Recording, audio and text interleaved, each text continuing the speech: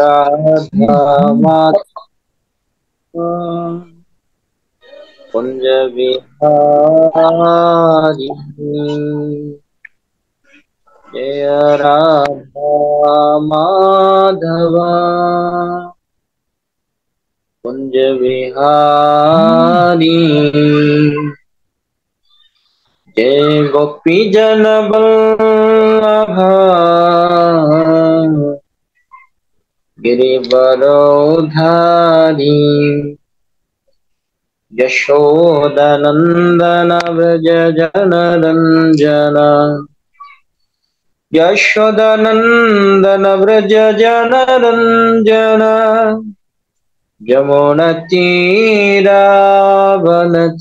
यमुनतीरावनचारी जय राधा माधव कुंज बिहारी हरे कृष्ण कृष्ण कृष्ण हरे हरे हरे राम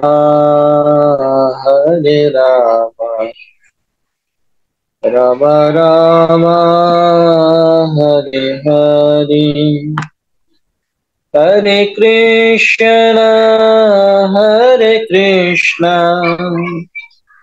कृष्ण कृष्ण हरे हरे हरे राम राम राम हरे हरे जय राधा माधव राधा माधव राधा माधव राधे जय कुंज बिहारी जय कुंज बिहारी कुंज बिहारी जय कुंज बिहारी जय जय प्रभुपाद प्रभुपाद प्रभुपाद प्रभुपाद जय जय गुरुदेव गुरुदेव गुरुदेव गुरुदेव निताय बोल हरि बोल हरि बोल हरि बोल जय ओम विष्णुपाद परमहंस परिव्राजकाचार्य श्री श्रीमद अभय चरणारविंद भक्ति वेदांत स्वामी श्रील प्रभुपाद की जय 64 गुरु मठ प्रतिष्ठाता आचार्य सिंह गुरु श्रील भक्ति सिद्धांत सरस्वती गोस्वामी प्रभुपाद की जय जय ब्रह्म मध्य गौरी संप्रदाय गुरु परंपरा की जय चारिधाम चारि संप्रदाय चारि आचार्य वृंद की जय विश्व मंगल भुवन मंगल हरिनाम कीर्तन की जय अनंत कोटि साधु गुरु वैष्णव वृंद की जय परमाराध्य गुरुदेव की जय कृष्ण चंद्र भगवान की जय श्री श्री राधा माधव श्री श्री राधा गोविंद जीव की जय गौर प्रेमानंदे हरि हरि बोल हरे कृष्ण भक्ति वेदांत बुक स्टडी अवलम्बने आज के तृतीय पर्व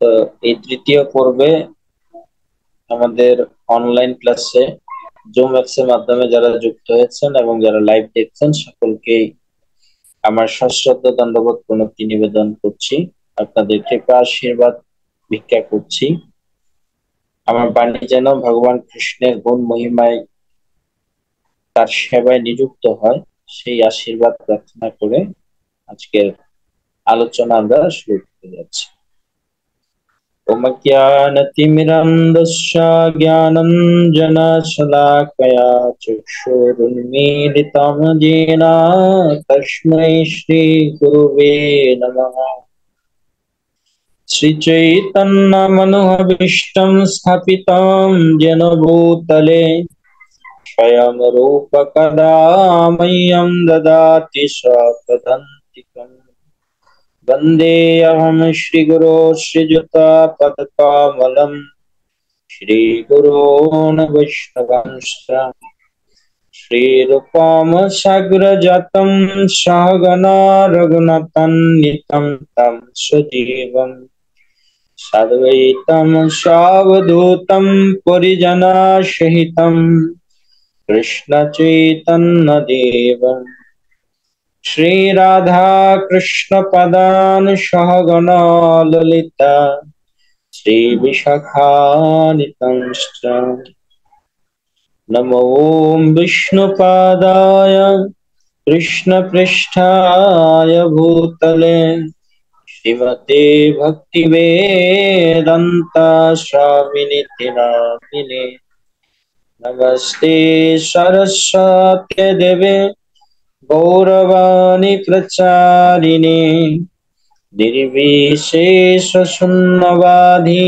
पश्चात्तदेशतारिणे हे कृष्णा करुणा सिंधु दीनबंधु जगत्पते गोपीश गोपीकान्त राधाकान्त नमस्तुते तप्त कांचन गौरंगी राधे वृंदावनेश्वरी विश्वानुसुते देवी प्रणमामि हरे प्रिय जयतां सुरतो पंगु मम मंदामतर्गति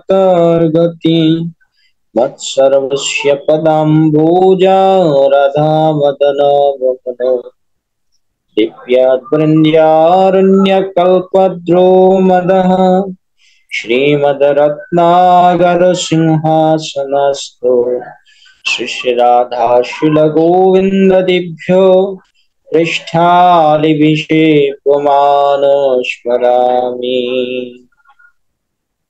जय श्री कृष्ण चैतन्य प्रभु नित्यानंद श्री अद्वैत गदाधर शिवासादि गौर भक्त वृंद हरे कृष्णा कृष्ण कृष्ण हरे हरे हरे राम राम राम हरे हरे। ओम नमो भगवते वासुदेवाय ओम नमो भगवते वासुदेवाय ओम नमो भगवते वासुदेवाय।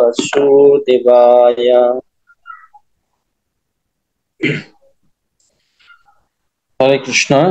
আমরা গত 2 সপ্তাহে গত 2টি শুক্রবার আমরা শ্রবণ করেছিলাম ভগবান কৃষ্ণের সমস্ত লীলার সংক্ষিপ্ত সার এবং দ্বিতীয় পর্বে ভগবান শ্রীকৃষ্ণের আবির্ভাবের কিঞ্চিত রহস্য আমরা আলোচনা করেছিলাম। আমরা গর্গ সংহিতা থেকে আলোচনা করছিলাম কি করে পৃথিবী মাতার দুঃখের কথা শুনে ব্রহ্মা সমস্ত দেবতা সহ ভগবান বিষ্ণুর কাছে যান এবং ভগবান বিষ্ণু তাদেরকে নিয়ে ভগবান বামন দেবের পদাঘাতে যে ব্রহ্মাণ্ডের আবরণ ছেদ করে একটা ফটো তৈরি হয়েছিল বা একটা ছিদ্র আবরণ ভেদ করে একটা ছিদ্র তৈরি হয়েছিল, যে ছিদ্র দিয়ে গঙ্গা বা কারণ সমুদ্রের জল এই জগতে আসছিল। সেই পথ ধরে তারা জলযানে করে তারা এই জগতের আবরণের বাইরে তারা পৌঁছেছিলেন এবং ধীরে ধীরে তারা অগ্রসর হয়ে সর্বোপরি গোলক বৃন্দাবন, যেখানে ভগবান শ্রীকৃষ্ণ নিত্য বিরাজমান, সেই গোলক বৃন্দাবন ধামে তারা উপনীত হয়েছিলেন এবং গেটে গিয়ে তারা ভগবান কৃষ্ণের সাথে সাক্ষাৎকারের আবেদন করেন। তাদের আবেদন শুনে একজন গোপী ভগবান কৃষ্ণকে নিবেদন করলে তো তিনি বার্তা নিয়ে আসেন যে আপনারা কোন ব্রহ্মাণ্ড থেকে আসছেন, কি পরিচয় আপনাদের, বা আপনি কোন ব্রহ্মা। এই প্রশ্ন করলে ব্রহ্মা হতচকিত হয়ে যান, কারণ তিনি ভাবতেন একমাত্র তিনি ব্রহ্মা, আর কোনো ব্রহ্মা নেই। পরবর্তীতে ভগবান নারায়ণ সে প্রশ্নের উত্তর দিলেন যে আপনি গিয়ে বলুন যেই ব্রহ্মাণ্ডে ভগবান কৃষ্ণীর গর্ভে কৃষ্ণী গর্ভ ভগবান রূপে আবির্ভূত হয়েছিলেন, এবং যেখানে তিনি বামন অবতারে ব্রহ্মাণ্ডকে পদাঘাতে ছিদ্র করেছিলেন, আমরা সেই ব্রহ্মাণ্ডের ব্রহ্মা সহ সমস্ত দেবতারা আসছি আপনার সাথে সাক্ষাৎ করার জন্য। তো তারা সেখানে গেলেন, ভগবান কৃষ্ণের সাথে তাদের কথোপকথন হলো, এবং ব্রহ্মার প্রশ্ন ছিল ভগবানের প্রতি যে আপনি জিজ্ঞেস করেছিলেন, গোপী বলছিল যে কোন ব্রহ্মাণ্ডের ব্রহ্মা, তা আমি ছাড়া আরো কোনো ব্রহ্মা আছে কিনা। তখন ভগবান সমস্ত ব্রহ্মাদের আহ্বান করলে সেখানে সমস্ত ব্রহ্মারা এসে উপস্থিত হন। অনেক মাতা বিশিষ্ট ব্রহ্মা, কারো 10 মাতা, কারো 20 মাতা, কারো 100 মাতা, কারো সহস্র মাতা, এরকম অনেক বড় বড় বুদ্ধিমান বুদ্ধিদীপ্ত তেজস্বী ব্রহ্মাগণ সেখানে উপস্থিত হয়ে ভগবানকে প্রণাম করছিলেন। এটা দেখে ব্রহ্মার তার যে একটা সম্ভ্রম সেটা দূর হয়েছিল, এবং তিনি এবং সমস্ত দেবতারা ভগবানের মহিমা কীর্তন করেছিলেন, এবং ভগবান তাদের আশ্বাস দিয়েছিলেন, ঠিক আছে, আমি পৃথিবীর ভূভার হরণ করার জন্য পৃথিবীতে অবতরণ করব। তো তোমরা সকলেই পৃথিবীতে যে যদুবংশীয়রা আছে, সেই যদুকুলে যদুবংশে তোমরা সমস্ত দেবতা এবং দেবীরা মিলে, সমস্ত দেব দেবীরা সকলে গিয়ে সেখানে আবির্ভূত হোক আমার লীলায় সহায়তা করার জন্য। তো তারা ওখানে দেখলেন যে ভগবানের অঙ্গে সমস্ত অবতারেরা, যাদেরকে আমরা বিভিন্ন লীলায়, যেমন নরসিংহদেব, বামন দেব, তারপর কুর্মদেব, এরকম ভগবানের যত অবতার আছে সমস্ত অবতারেরা ভগবান কৃষ্ণের শরীরে যে মিশে যাচ্ছে। এর থেকে বোঝা গেল যে ভগবান কৃষ্ণ হচ্ছেন সমস্ত অবতারের অবতারী। যেরকম শ্রীমদ ভাগবতমের প্রথম স্কন্ধের 3য় অধ্যায় বর্ণনা আছে, এতে চংসকলা পুংস কৃষ্ণস্তু ভগবান স্বয়ং ইন্দ্রারি বেকুলম লোকম নৃয়ন্তি যুগে যুগে। একমাত্র পরমেশ্বর ভগবান শ্রীকৃষ্ণ হচ্ছেন পরাৎপর পরমেশ্বর ভগবান, আর সকলেই হচ্ছে তার অংশ, অংশের অংশ বা সাংস বা কলা অবতার। যখনই এই জগতে সাধুদের উৎপীড়ন হয় এবং অধর্মের প্রভাব বেড়ে যায়, সাধুদের রক্ষা করার জন্য ভগবান এই জগতে অবতরণ করেন।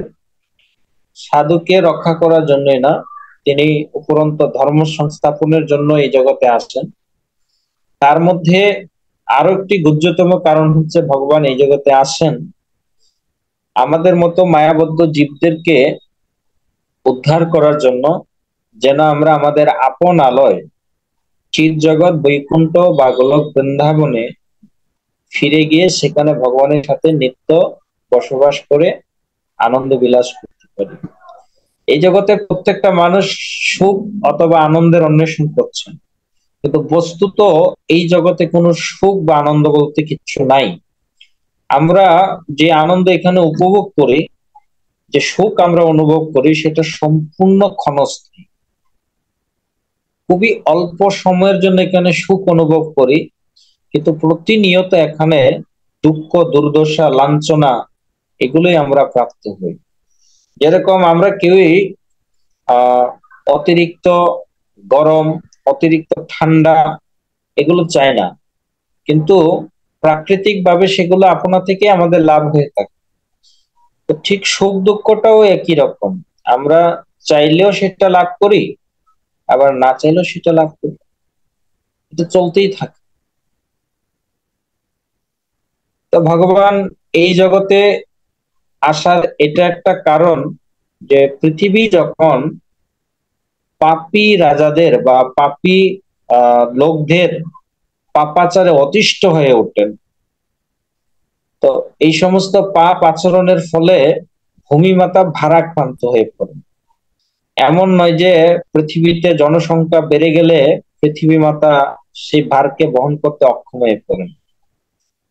তিনি তখনই ভারাক্রান্ত হয়ে পড়েন যখন এই সমাজের বসবাসকারী প্রজারা বা সাধারণ মানুষ থেকে শুরু করে উচ্চ পদাধিকারী রাজারা যখন অন্যায় অবিচার এই সমস্ত কার্যগুলি সম্পাদন করেন, তখন পৃথিবী মাতা অত্যন্ত ভারী অনুভব করেন।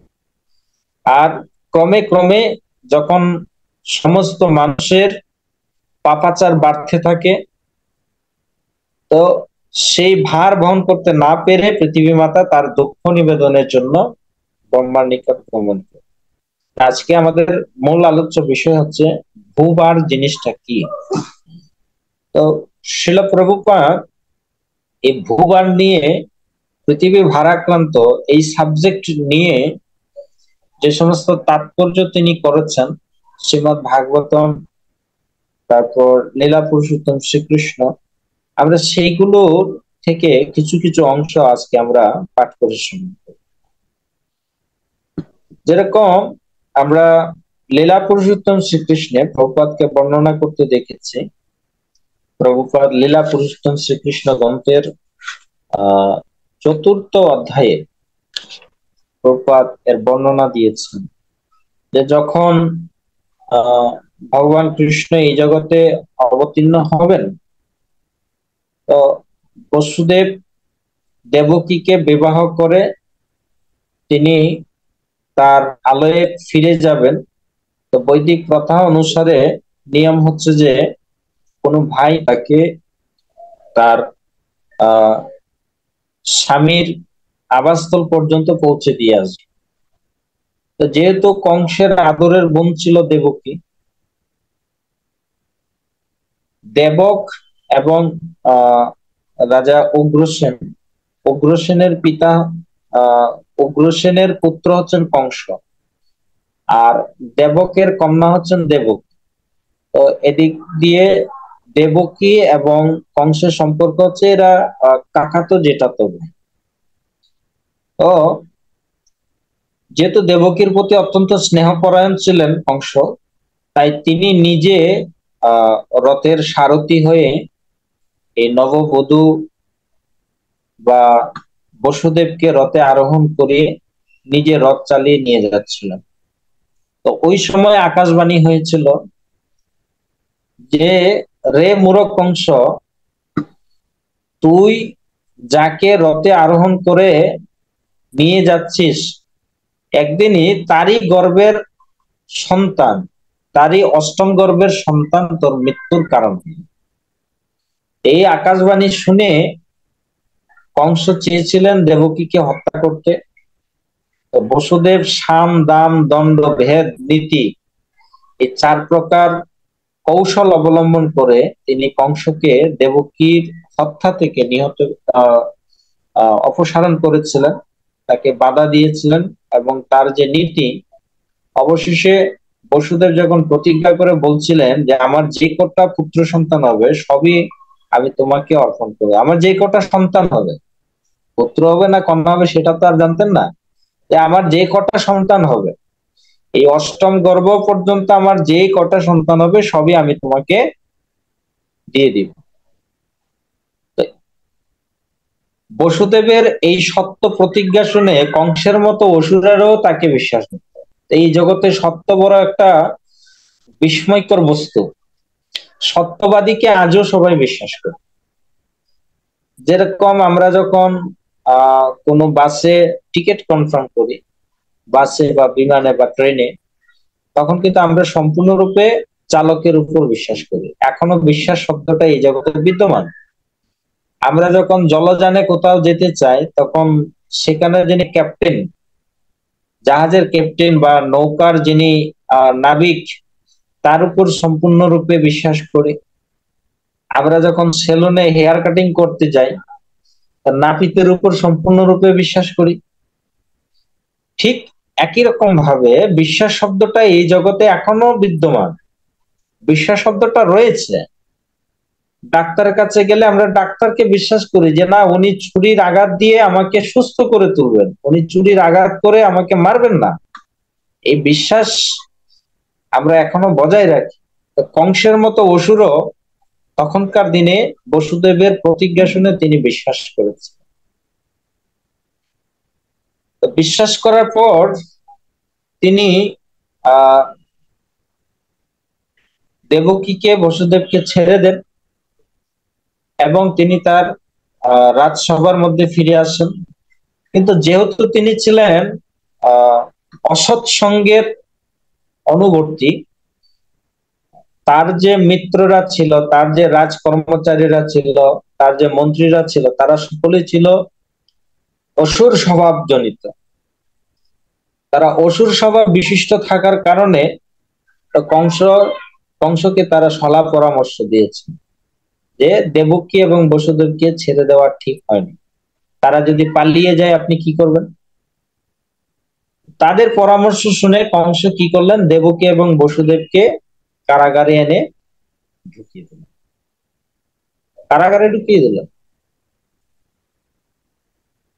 এবং ধীরে ধীরে ধীরে ধীরে যখন একে একে দেবকীর 6টা সন্তান প্রসব করেন, তো কংস তিনি 6টা সন্তানকে হত্যা করেন এবং 7ম সন্তান যখন দেবকীর গর্ভে আসেন,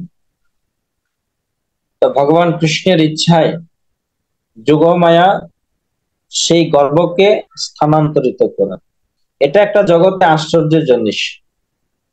একজন সন্তানের 2জন মা হতে পারে, এটা খুব আশ্চর্যের জিনিস না। একজন মায়ের 2টা সন্তান থাকতে পারে, এটা কমন, এটা স্বাভাবিক। কিন্তু একজন সন্তানের 2টা মা, মানে একজন সন্তান কিছুদিন এক মায়ের গর্ভে ছিলেন, আবার কয়দিন পরে আরেক মায়ের গর্ভে ট্রান্সফার হয়ে গেলেন, এটা খুব আশ্চর্যের জিনিস। ভগবান শঙ্কর্ষণের মা 2জন, দুজনেই আপন মা, আবার কারণ এই দুজনেই তাকে পেটে ধারণ করেছেন। বিশেষ শক্তির দ্বারা তিনি আকর্ষিত হয়েছিলেন বলে এই বলরামকে শঙ্কর্ষণ নামে অভিহিত করা।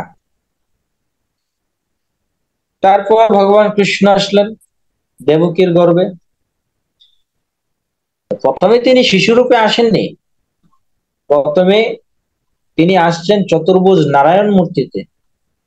এসে ওখানে ভগবান বসুদেব আর দেবকীকে ক্লাস দিয়েছেন। তাদের 3 জন্মের স্টোরি তিনি বর্ণনা করে শুনিয়েছেন যে তোমরা পূর্বে কশ্যপ অদিতি ছিলে, আমি বামন রূপে এসেছিলাম, কৃষ্ণী গর্ভ সুতাপা রূপে ছিলে, আমি কৃষ্ণ গর্ভ রূপে এসেছিলাম, আর বর্তমানে তোমরা বসুদেব এবং দেবকী রূপে আসছো, এখন আমি তোমাদের সন্তান রূপে আমি আসছি। এবং বসুদেব দেবকী তারা ভগবান কৃষ্ণের অনেক প্রার্থনা করেছে। গর্গ সংহিতা অনুসারে দেখা যায় যে কৃষ্ণ আবির্ভাবের প্রপাদ তাৎপর্য লিখছেন ভাগবতমে 10ম স্কন্ধে, বলরাম হচ্ছেন কৃষ্ণের 15 দিনের বড়। 15 দিন আগে বলরাম আবির্ভূত হয়েছে, আর বলরামের 15 দিন পরে যেমন কৃষ্ণ আবির্ভূত হয়েছেন অষ্টমী, কৃষ্ণপক্ষের অষ্টমীর রাত্রে, আর বলরাম আবির্ভূত হয়েছিলেন শুক্লপক্ষের ষষ্ঠ যে তিথি, ষষ্ঠী বলে, পঞ্চমী ষষ্ঠী, এই ষষ্ঠী তিথিতে। তো গণনা করলে মনে হয় 17, কিন্তু কত কৃষ্ণের আবির্ভাবের দিন আর বলরামের আবির্ভাবের দিন বাদ দিলে মাঝখানে কয়টা দিন থাকে? 15 দিন থাকে। 15 দিনের বড় হচ্ছে বলরাম। এইভাবে ভগবান কৃষ্ণ দেবকীর সামনে চতুর্ভুজ নারায়ণ মূর্তিতে অবতীর্ণ হলে বসুদেব দেবকী প্রার্থনা করেছে।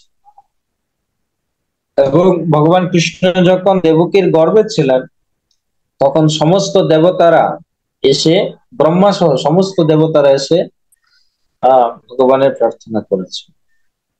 ভগবান আবির্ভূত হয়ে বসুদেবকে নির্দেশ দিলেন যে আপনি আমাকে গোকুলে রেখে আসেন, আর যশোদার যে কন্যা সন্তান হয়েছে তাকে উঠিয়ে নিয়ে আস। যেমন কথা তেমন কাজ।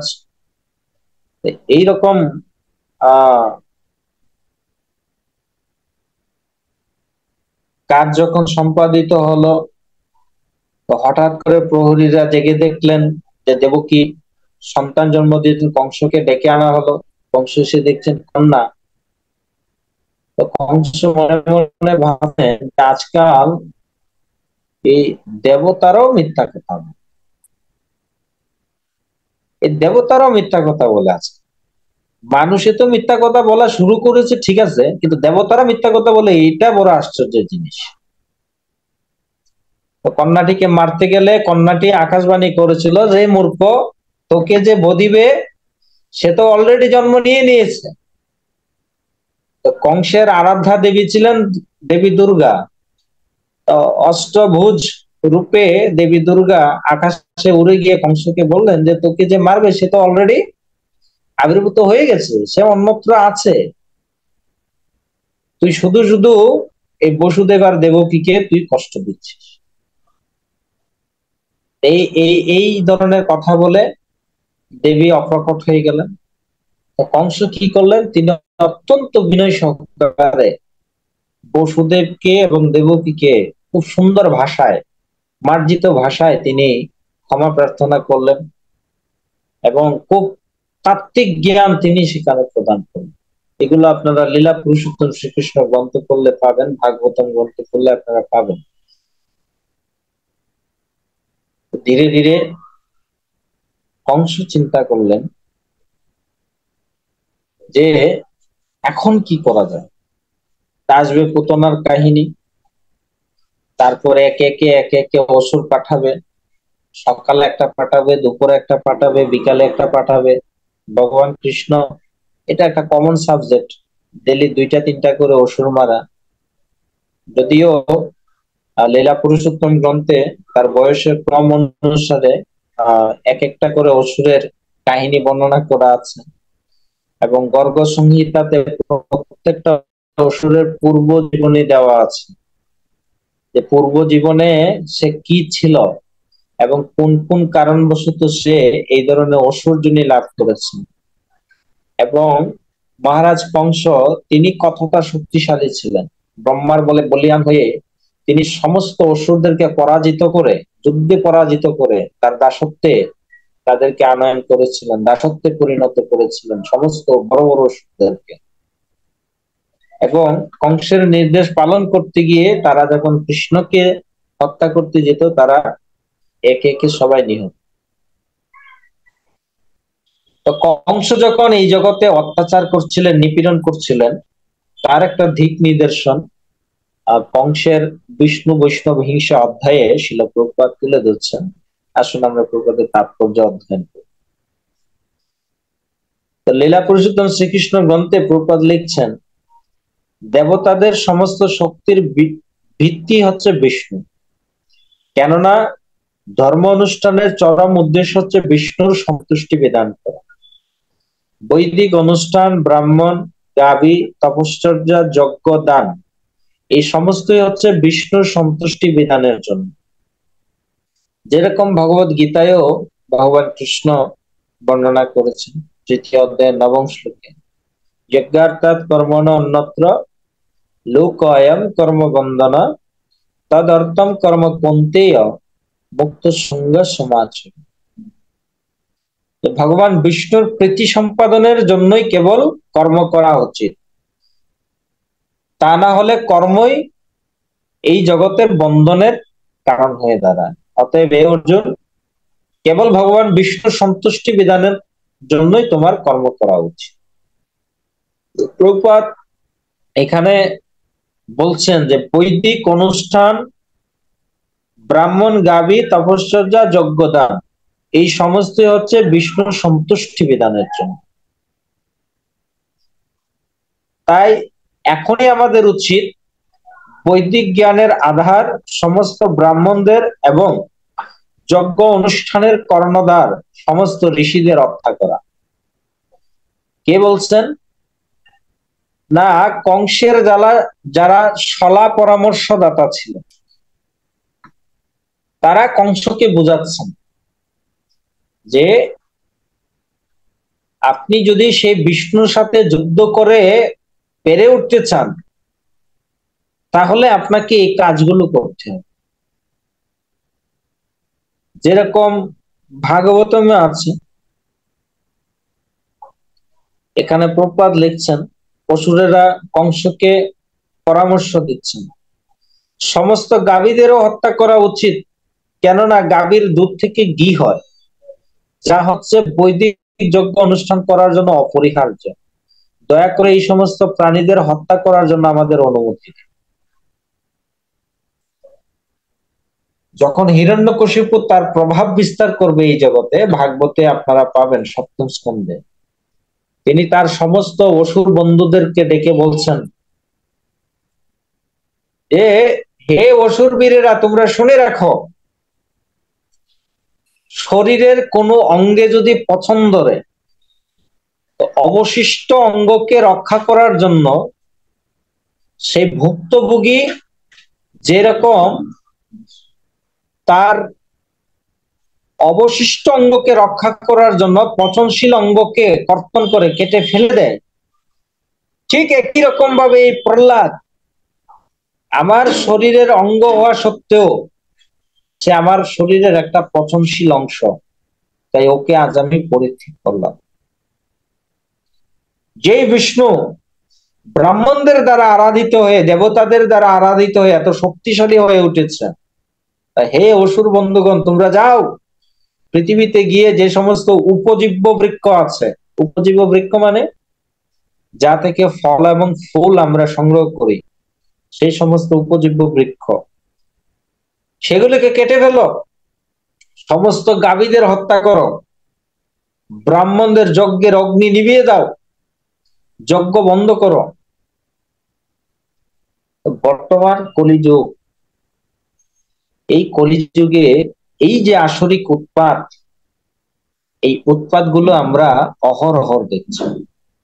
যেখানে কোনো ধর্মীয় অনুষ্ঠান হবে, যেখানে কোনো যজ্ঞ হবে, সেখানে এই উৎপাত গুলো সবচেয়ে বেশি। কত গাভী যে এই জগতে বর্তমান সময়ে হত্যা হচ্ছে, যারা সেই গাভীদের হত্যা করছেন তারা ভগবানকে যে কতটা দুঃখ দিচ্ছেন তার কোনো ঠিক নেই। অসংখ্য গাভীদেরকে বর্তমান সময়ে হত্যা করা হচ্ছে, কিন্তু এই গাভীরা কি, এখানে তাৎপর্য প্রভুপাদ লিখছেন বিষ্ণুর দিব্য শরীরের বিভিন্ন অঙ্গ হচ্ছে ব্রাহ্মণ, গাভী, বৈদিক জ্ঞান, তপশ্চর্যা, সত্য, মন ও ইন্দ্রিয় নিগ্রহ, দান, তিতিক্ষা এবং যজ্ঞ অনুষ্ঠান। এই সমস্ত হচ্ছে ভগবানের শরীরের বিভিন্ন অঙ্গ।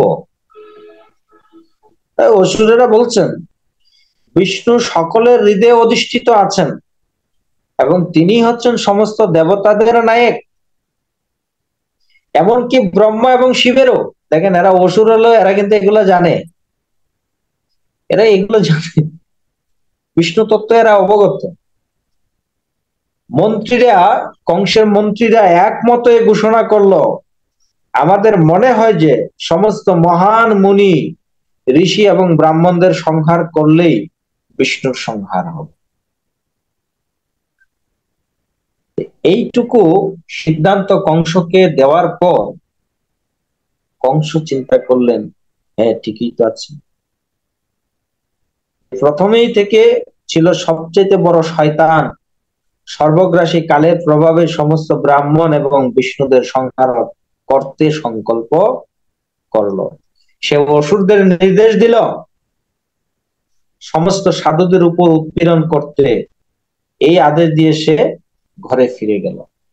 তো দেখেন, সৎ সঙ্গে স্বর্গবাস আর অসৎ সঙ্গে সর্বনাশ, এই যে একটা শব্দ আমরা শুনে থাকি, এই শব্দগুলি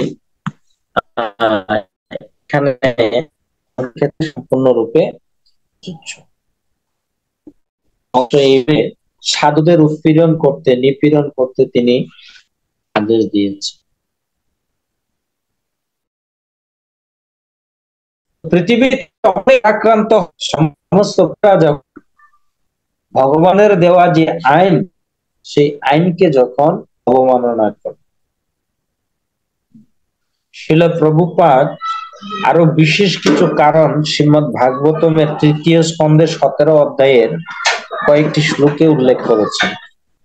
আসুন আমরা আজকে সেগুলো একটু অধ্যয়ন করার চেষ্টা করব। আসলে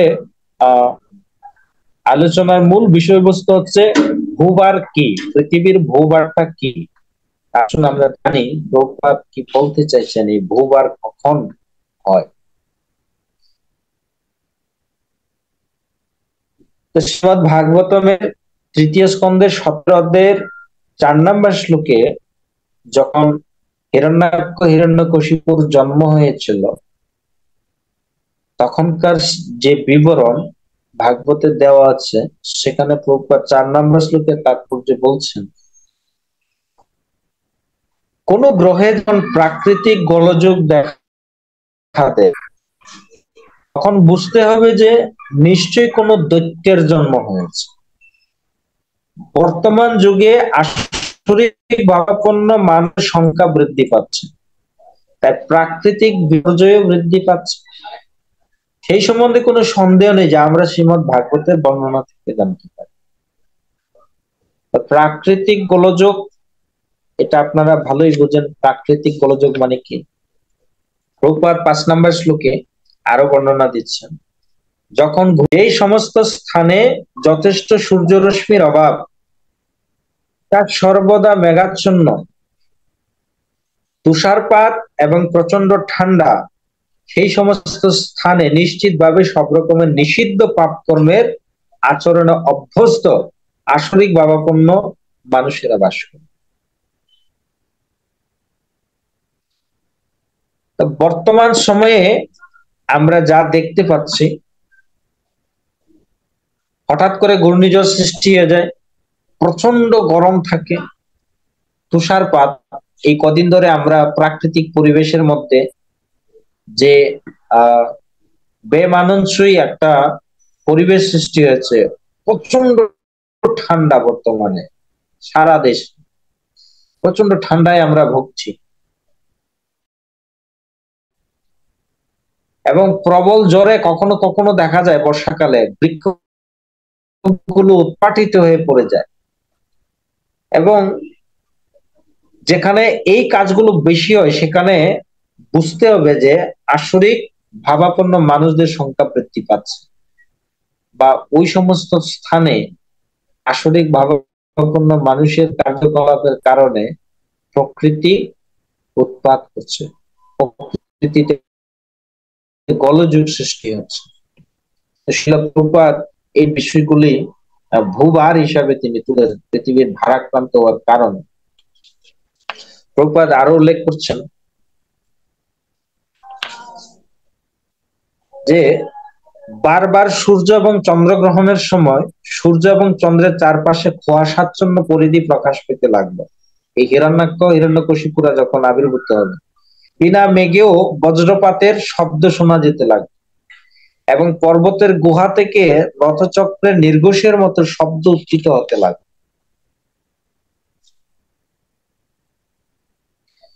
প্রভুপাদ একটা তাৎপর্য লিখছেন এখানে 11 নম্বর শ্লোকের, যে গর্দবেরও মনে করে যে তারা অত্যন্ত সম্ভ্রান্ত শ্রেণীর প্রাণী, এবং তারা যখন তথাকথিত হর্ষ সহকারে দলবদ্ধ হয়ে ইতস্তত ধাবিত হয়, তখন তা মানব সমাজের পক্ষে অমঙ্গল সূচক ইঙ্গিত বলে মনে করা। গর্দব মানে গাধা, গাধারা যদি দলবদ্ধ হয়ে দৌড়াতে থাকে, ছোটাছুটি করতে থাকে, তাহলে সেটা অমঙ্গলের লক্ষণ। প্রভুপাদ উল্লেখ করছে।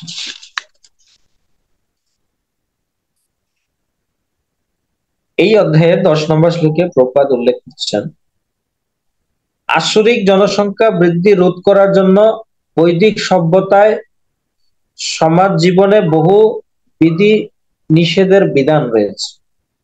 তার মধ্যে সবচেয়ে গুরুত্বপূর্ণ হচ্ছে সন্তান উৎপাদনের জন্য গর্ভধান সংস্কার। সবচেয়ে গুরুত্বপূর্ণ। বর্তমানে গর্ভদান সংস্কারটা বলতে গেলে ভক্তরা ছাড়া আর কেউই তেমন ভাবে পালন করে না। শিশুর জন্ম হওয়ার আগে স্ত্রীর গর্ভে পুরুষের রেতকণাকে প্রবেশ করানোর পূর্বে কিছু বিধিবিধান মেনে নিতে হয়, পালন করতে হয়। এই বিধিবিধানটা বর্তমানে খুব কম লোকে পালন করে থাকে। এই বিধিবিধান না মানার ফলে গর্ভ সংস্কার বিধি অনুশীলন না করার ফলে এই সমস্ত আসরিক আত্মাগুলো সেই স্ত্রীর গর্ভে প্রবিষ্ট হয় এবং ভূমিষ্ঠ হওয়ার পরে সেই সমস্ত সন্তানরা এই জগতের অনিষ্ট সাধন করতে থাকে। গর্ভধান সংস্কার অত্যন্ত জরুরি। গর্ভধান সংস্কার বলতে কি বোঝায় না, আমাদের পরমারাধ্য গুরুদেব তিনি বলছেন যে বেশি বেশি ভগবানের নাম কীর্তন করা, ভগবানের নাম শ্রবণ করা, বিশেষ করে কমপক্ষে 64 মালা জপ করা, সারাদিন ভাগবতম শ্রবণ করা এবং ভগবানের অর্চনাদি করা, ভগবানের কাছে প্রার্থনা করা যে হে ভগবান, কৃপাপূর্বক আমাকে এমন একটি সন্তান প্রদান করুন, এমন একটি আত্মা প্রদান করুন যে সন্তান, যে আত্মা এই জগতের সমস্ত জীবের হিত সাধন করবে, কল্যাণ সাধন করবে, সকলকে ভগবত ভক্তির মার্গে নিয়ে আসবে, এরকম একটি আত্মা আমাকে প্রদান করবে।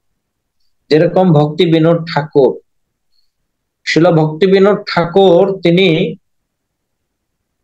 ভগবান জগন্নাথ দেবের কাছে প্রার্থনা করেছিলেন যে ভগবান আপনি কৃপাপূর্বক আমাকে এমন একটি আত্মা প্রদান করুন যে সমগ্র জগতে কৃষ্ণ ভক্তির প্রচার করবে, ভগবানের মহিমা প্রচার করবে, জগন্নাথ আপনার মহিমা প্রচার করবে, সমস্ত জগৎকে কৃষ্ণ ভক্তির পথ দেখাবে। এইরকম আকুল ভাবে ভক্তি বিনোদ ঠাকুর একটা সন্তানের জন্য জগন্নাথের কাছে প্রার্থনা করেছে।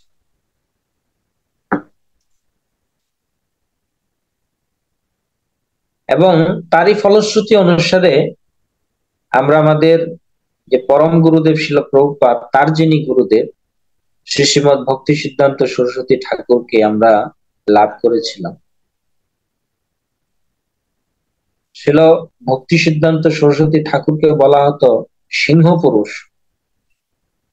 সিংহ পুরুষ মানে বাঘের মতো যার গর্জন ছিল, যাকে দেখে সবাই বাঘের মতো ভয় পেত, এত কঠোর ছিলেন, এতটাই তিনি বর্ণাশ্রম বিধিতে অনুরত ছিলেন, শাস্ত্রের যে নিয়ম কানুন তিনি এত কঠোরভাবে পালন করতেন, শাস্ত্রনিষ্ঠা ধর্মনিষ্ঠা যার ছিল, এবং কৃষ্ণ ভক্তি প্রচারের জন্য তিনি কখনো কাউকে ভয় পেতেন না। প্রভুপাদ লিখছেন, ভগবদ গীতায় অর্জুন শ্রীকৃষ্ণকে বলছেন যে যদি অবাঞ্ছিত জনসাধারণ বা বর্ণসংকর হয় তাহলে সারা পৃথিবী জুড়ে এক নারকীয় পরিবেশের সৃষ্টি হবে।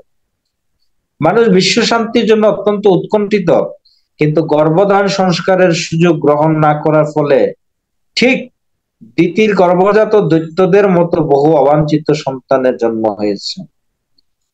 দিতি এতই কামার্ত হয়েছিলেন যে তিনি তার পতিকে এক অশুভ সময়ে মৈথুনে লিপ্ত হতে বাধ্য করেছিলেন এবং তার ফলে উপদ্রব সৃষ্টি করার জন্য 2টি দৈত্যের জন্ম হয়েছে। গর্ভ ধারণ করার জন্য কিছু সময় নির্গন্টন করতে হবে, শুভ সময় বিচার করতে হবে। অর্জুন সেই চিন্তাটা করেছিলেন।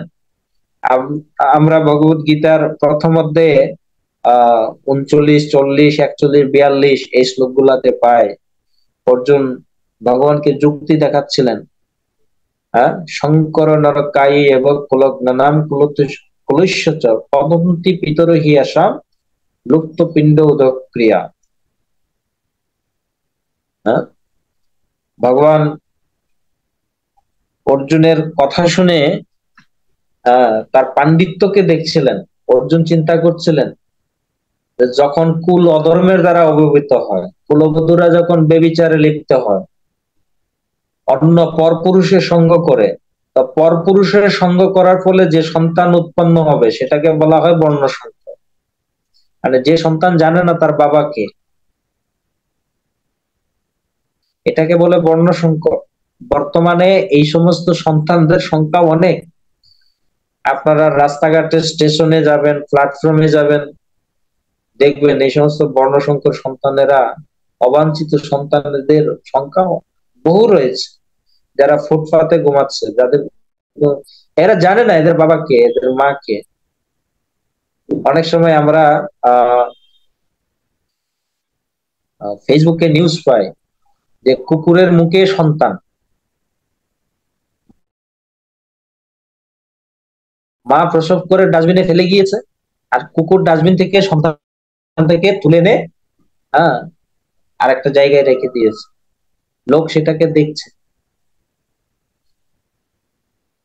তো এইগুলো হচ্ছে বর্ণ সংকর। সাধারণ একটু সুখের জন্য, মৈথুন সুখের জন্য মানুষ তার জাত পাত, কুল, মান, মর্যাদা সবকিছুকে বিসর্জন দিয়ে দেয়। এবং এই সমস্ত সুখের কারণে যে সমস্ত সন্তানদের জন্ম হয়, তাদের প্রায় জনই এই পৃথিবীতে আসরিক গুণ সম্পন্ন হয়, আসরিক বাবাপন্ন সন্তানদের জন্য। এবং সম্পূর্ণরূপে সংস্কার না থাকার ফলে, তাদের সংস্কৃতি না থাকার ফলে, সংস্কার না থাকার ফলে তারা অবাঞ্ছিতে পরিণত হয়ে যায়। মানুষ বিশ্ব শান্তির জন্য বিভিন্ন সম্মেলন করে, বিশ্ব শান্তি বিশ্ব শান্তি কি করে করবে তারা?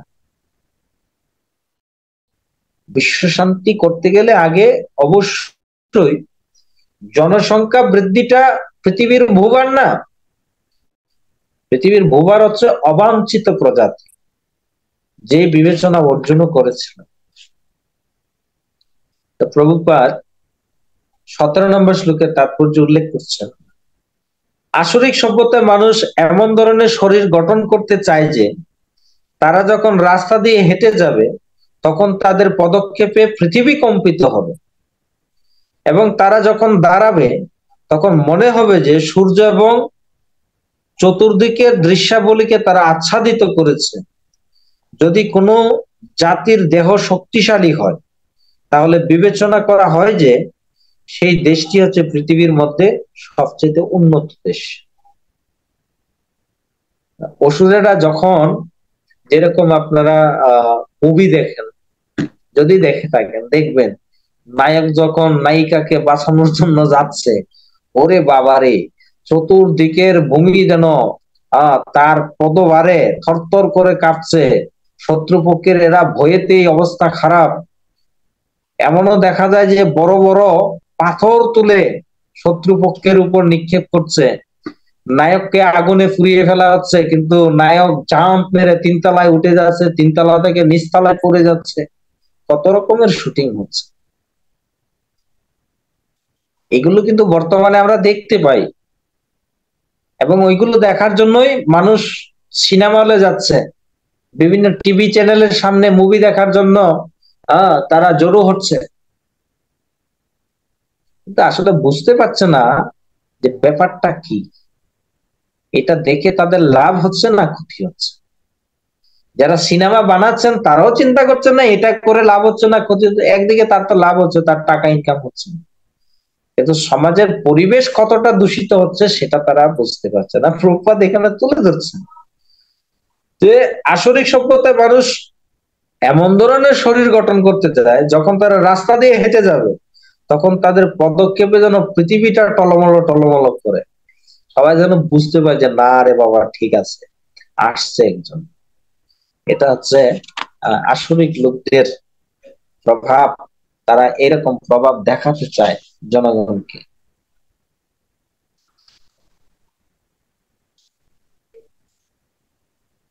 প্রভুপাদ 20 নম্বর শ্লোকে বলছেন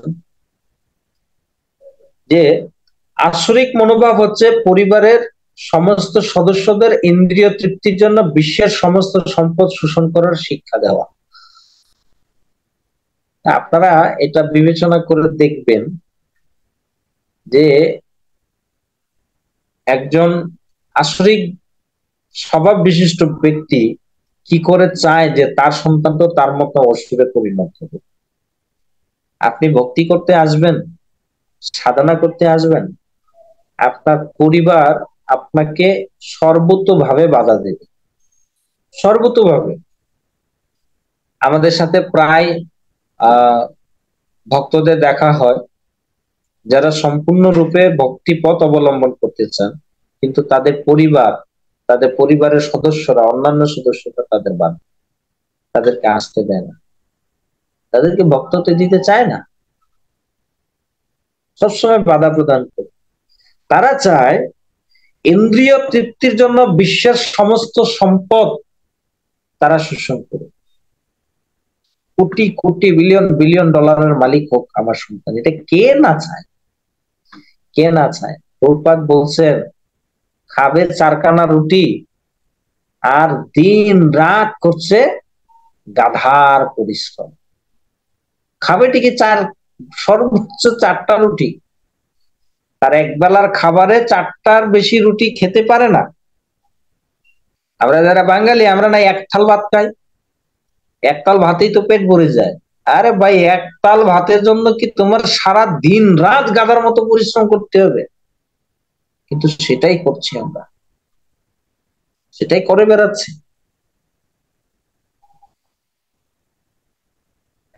কিন্তু দৈব মনোভাব হচ্ছে সবকিছু পরমেশ্বর ভগবানের সেবায় যুক্ত করা। হিরণ্যকশিপু নিজেও ছিল অত্যন্ত শক্তিশালী এবং সকলের সঙ্গে যুদ্ধে তাকে সহায়তা করার জন্য এবং যতদিন সম্ভব জড়া প্রকৃতির উপর আধিপত্য করার জন্য সে তার কনিষ্ঠ ভ্রাতা হিরণ্যাক্ষকেও শক্তিশালী করেছিল। যদি সম্ভবত তাহলে সে চিরকাল এই ব্রহ্মাণ্ডের উপর আধিপত্য বিস্তার করতে চেয়েছিল। এগুলি হচ্ছে আসরিক মনোভাবাপন্ন জীবদের কার্যকলাপের দৃষ্টান্ত। এই আসরিক মনোভাব সম্পন্ন ব্যক্তিরা কেউ এই জগতে মরতে চায় না, কেউ চায় এই জগৎ থেকে মরে যাবে। আমাদের মন্দিরে একজন প্রভু আছে, নাম বলবো না। প্রভু মাঝে মাঝে এমন ভাবে বলে যে প্রভু যখন টাকা ছিল না তখন খুব খাওয়ার ইচ্ছা ছিল, অনেক কষ্ট করে অনেক পরিশ্রম করে অর্থ উপার্জন, আজকে আমি লক্ষ লক্ষ টাকার মালিক, কিন্তু হাই রে ডায়াবেটিস, এখন খেতে পারি না। আগে টাকা ছিল খেতে পারি না, এখন টাকা আছে খেতে পারি না। আমার এত কষ্ট করে লাভ হলো কি? আগে টাকার অভাবে খেতে পারলাম না, এখন টাকা আছে ডায়াবেটিসের জন্য আমি ইচ্ছা করে খেতে পারি না। এটা হচ্ছে বাস্তবতা, এই জগতের নিয়ম হচ্ছে এটা। আমরা সবসময় এরকম প্রতারিত হতে থাকি। আমরা চাইলে অনেক কিছু করতে পারি না, কারণ আমরা কালের অধীন, আমরা সকলের সময়ের রজ্জুতে বাঁধা। কখন যে কার কি হবে এটা আমরা কেউ জানি না। প্রভুপাদ যেটা বলছেন, প্রভুপাদের মনোভাব যে আমাদেরকে দৈব গুণাবলী লাভ করতে হবে। কি করে? না সবকিছু ভগবানের সেবায় যুক্ত করে, সবকিছু ভগবানের সেবায় যুক্ত। বন্ধু দ্বারা সুতা সুত তব দাসী দাস, সেই তো সম্বন্ধে প্রভু আমার প্রয়াস। প্রভুপাদ জড়বাদীদের আরো দৃষ্টান্ত দিচ্ছেন। 3য় স্কন্ধের 17 অধ্যায়ের 25 নম্বর শ্লোকের তাৎপর্যে অনেক সময় দেখা যায় যে জড়বাদী অসুরেরা অত্যন্ত শক্তিশালী হয়ে ওঠে এবং সারা পৃথিবী জুড়ে তাদের আধিপত্য বিস্তার করে। এখানেও দেখা যায় যে হিরণ্যাক্ষ তার আসরিক শক্তির দ্বারা প্রকৃতপক্ষে সারা ব্রহ্মাণ্ড জুড়ে তার আধিপত্য বিস্তার করেছিল, এমনকি তার অসাধারণ শক্তির প্রভাবে দেবতারা পর্যন্ত ভীত হয়েছিল। হিরণ্যকশিপু এবং হিরণ্যাক্ষের ভয়ে কেবল অন্তরিক্ষের দেবতারাই ভীত হননি, সমুদ্রের জলজন্তুরাও ভীত হয়েছে। কে না চায় আকাশ পাতালে তার আধিপত্য বিস্তার হোক? এই আকাশ পর্বত, আকাশ পাতাল সহ চতুর্দশ ভুবনে আধিপত্য বিস্তার করার যে প্রবণতা, সেটা কিন্তু আসরিক প্রবণতা। এটাও পৃথিবী মাতার একটা বারবাহী ব্যক্তিকে বহন করার, দুঃখ বেদনা সহ্য করার। প্রভুপাদ বিভিন্ন তাৎপর্যে আরো অনেক কিছু উল্লেখ করেছেন। আজকে দীর্ঘ সময় ধরে আমরা আলোচনা করছি। আগামী সপ্তাহে আমরা কৃষ্ণের আবির্ভাবের রহস্য শুনবো এবং ক্রমে ক্রমে এই বহুবার নিয়ে আরো কিছু আলোচনা আমরা উপস্থাপন করার চেষ্টা করব। আপনাদের সকলের মঙ্গল বিধান হোক, ভগবানের কৃপা সকলে লাভ করুন। আসরিক গুণাবলী থেকে মুক্ত হয়ে আপনারা এবং আমি সহ আমরা সকলে দৈব গুণাবলীতে বিভূষিত হই। কৃষ্ণ পরমেশ্বর ভগবান হচ্ছেন আরাধ্য পূজ্য।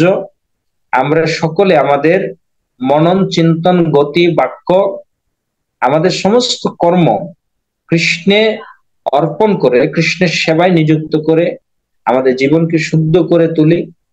এই প্রার্থনা পরমেশ্বর ভগবান শ্রীকৃষ্ণের শ্রীমতী রাধারানীর শ্রী চরণ কমলে রেখে আজকে আমাদের এই আলোচনা, তৃতীয় পর্বের আলোচনা এখানে বিশ্রাম টানছি। হরে কৃষ্ণ কৃষ্ণ কৃষ্ণ হরে হরে, হরে রাম রাম রাম হরে হরে। কারো যদি কোনো মন্তব্য, প্রশ্ন থাকে, কৃপাপূর্বক আমার সংশোধনের জন্য আপনারা বলতে পারেন।